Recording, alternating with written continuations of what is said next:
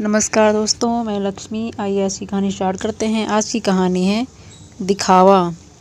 एक राजा के दरबार में एक बुद्धिमान मंत्री रहता था, जिसके पास हर समस्या का हल था। राजा अपने इस मंत्री से बिना पूछे कोई भी बड़ा काम नहीं करता था। इस मंत्री से राज दरबार के अन्य लोग जलन रखते थे। एक दिन राज दरबार में राजा ने अपने इस मंत्री से कहा, तुम इतने बुद्धिमान हो, लेकिन तुम्हारा बेटा तो बेहद मूर्ख है। राजा की यह बात सुनकर मंत्री को अच्छा नहीं लगा और मंत्री ने राजा से पूछा, महाराज, आप ऐसा क्यों बोल रहे हैं? आखिर आपको ऐसा क्यों लगता है कि मेरा बेटा मूर्ख है?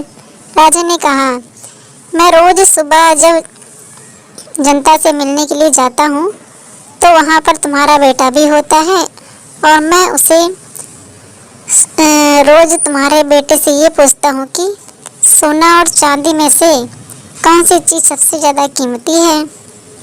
तुम्हारा बेटा हर बार चांदी ही कहता है। राजा की यह बात सुनकर दरबार में मौजूद लोग मंत्री पर हंसने लगे और मंत्री को बुरा लगा।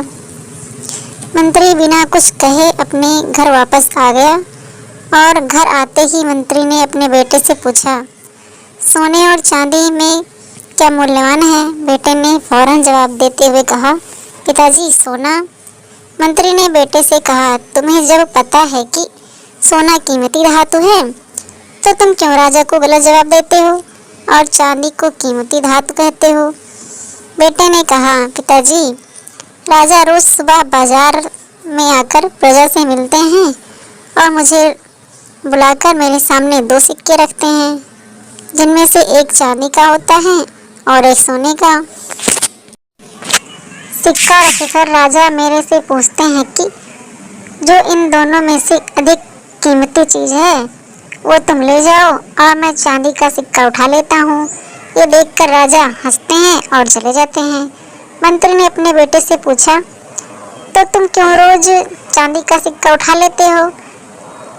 अब पूरा दरबार मेरा मजाक उड़ा रहा है। मंत्री की बात सुनकर बेटा उन्हें अपने कमरे में ले गया और वहाँ पर उसने एक पेटी खोली।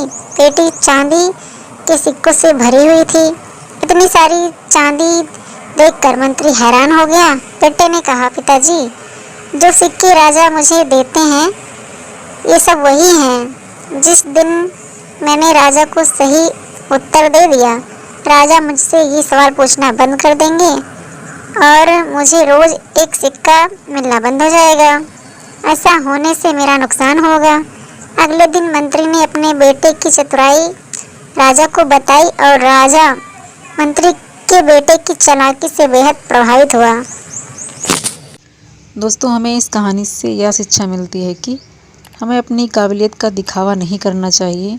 समय आने पर अपने आप सबको पता चल ही जाता है कि आप कितने काबिल हैं।